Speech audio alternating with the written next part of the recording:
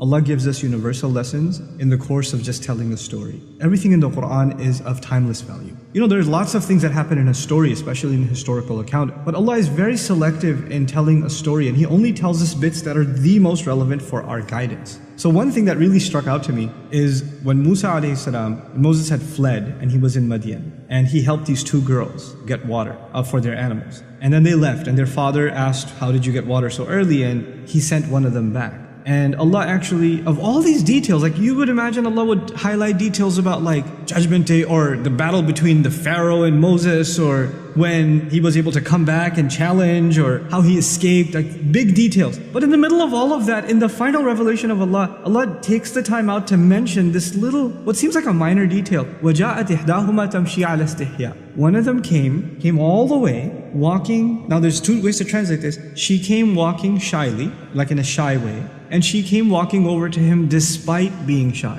And I was fascinated that Allah would actually go out of His way to highlight the way a woman walked. Like, what benefit could that have? I realized that Allah Azza wa Jal, He highlights things in His book that are so pertinent to human guidance. The way a female walks is a powerful thing. It has an impact in society. As a matter of fact, the female has a presence that has been talked about across cultures.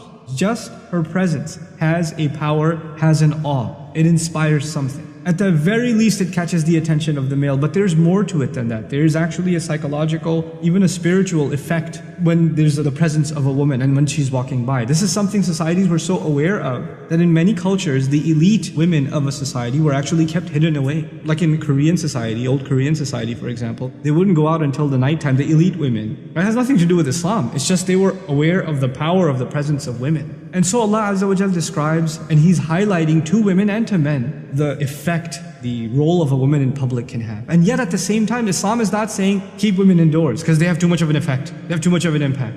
Guys know, the ones that are watching this video, they're sitting in an auditorium classroom and a girl walks into the class, right? She doesn't have to be the most beautiful thing you've ever seen, but so long as she's a female, everybody in the room is gonna at least for a second look and then, okay, yeah, it has an effect. And a guy walks in, that's what happens. So now Allah is highlighting a couple of things. One of the most beautiful things that's being highlighted here is despite her shyness. In other words, she has to engage in society. She has to go out.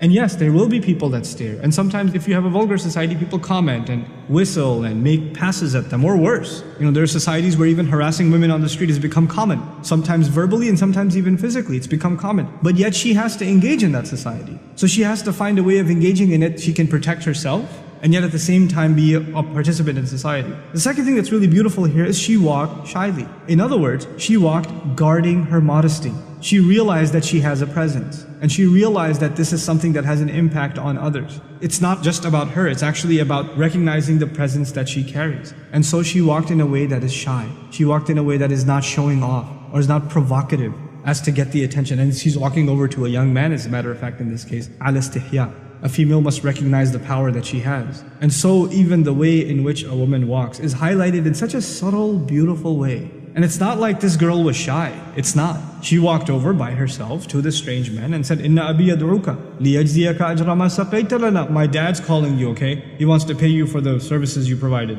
And if she was all that shy and scared, she would have called her sister, and at least two of them would have come. But she came by herself, and her dad was confident enough in her to send her by herself. So there's this amazing balance between confidence and engagement, even when you're on your own, and at the same time holding on to your modesty. All of it captured in just the way that she walked.